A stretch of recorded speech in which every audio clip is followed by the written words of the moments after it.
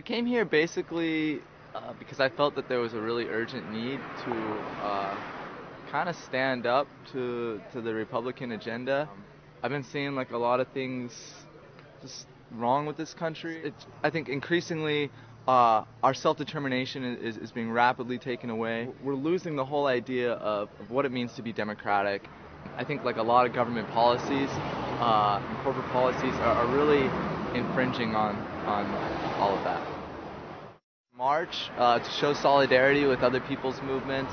I wanted really strongly to show solidarity with the immigration movement, with the Iraqi veterans against the war, with Code Pink, with a lot of other organizations that are trying to impact social change on a number of different levels. Do you guys want to tell me what's going on right now? We're having a riot. We're having a riot. It's a pretty violent, dramatic protest. Yeah. Uh-huh. We just came upon it and really felt the need to get violent out here on the grass. So what does a riot look like around here? Pretty quiet. A lot of standing. Okay. A lot of people with digital cameras and cell phones. Lots of action. We got some bicycles. Came to the park next to the river. There's a hip-hop show going on. Big hip-hop names, Mos Def and Atmosphere were all playing across the river. And so it was a really mixed crowd. You know, there's kids going to the concert, college kids, families, delegates, security, police. You know, just a wide array of people there for a whole different reasons. And we heard reports of tear gas being used down the street.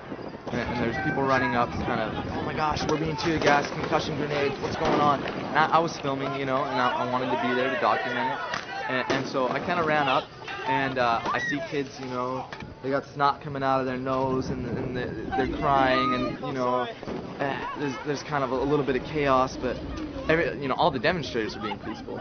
But at this point, the police were just basically forming a big line. They had police on cavalry, they had police on bicycles, and then they had the regular riot cops who were reinforced by National Guard, all in gas masks, all in full riot gear. The police steadily started moving in towards the park.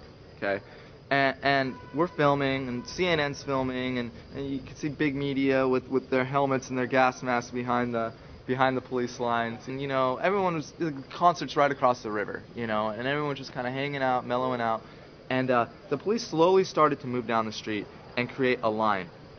Other than just people being upset about not being able to get to work and not being able to get to the show, there was no sort of protester confronting the police other than, you know, verbally.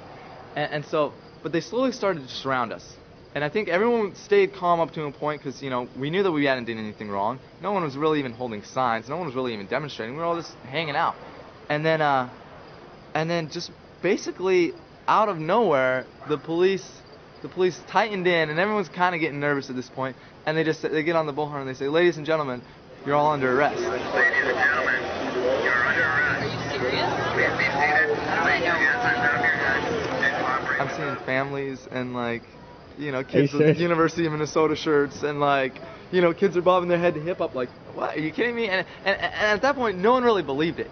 You know, like, no, okay, yeah, we're under arrest. But then as they started slowly moving in, it became real clear that this was a mass arrest and that they were going to arrest people without any probable cause, without witnessing any sort of crime other than hanging out in a park.